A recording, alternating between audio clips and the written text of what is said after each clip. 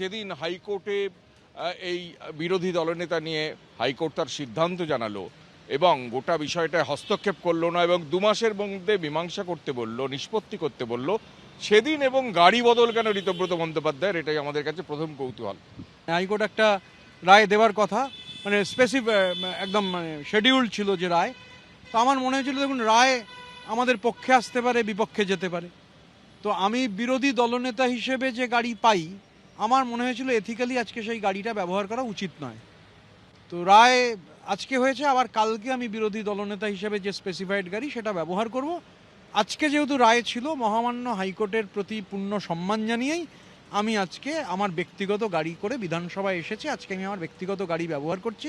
আর আজকের এই যে হাইকোর্টের নির্দেশ, ধরুন 2 মাসের মধ্যে নিষ্পত্তি করতে হবে, আপাতত কোনোভাবে হস্তক্ষেপ করলো না ডিভিশন বেঞ্চ এবং নিষ্পত্তি হবে সিঙ্গেল বেঞ্চে, এটা কি আপনাদের জয় বলে মনে করছেন? আমরা যাতে বিরোধী হিসেবে ফাংশন করতে না পারি, কালীঘাট তার জন্য খুব তৎপর। আসলে ভাইপোকে পালিয়ে যাওয়ার সেফ প্যাসেজ দিতে হবে, একাধিক বিলে ওয়াকআউট করে গিয়ে অ্যাবসলিউট নাম্বার কমিয়ে দেওয়া, এগুলো ডক্টর ব্যানার্জির নেতৃত্বে বহুদিন ধরেই হচ্ছে।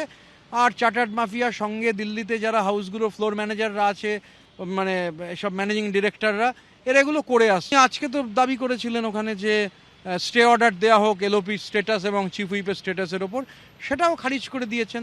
তো সেটাকে যদি জয় বলেন তাহলে জয়।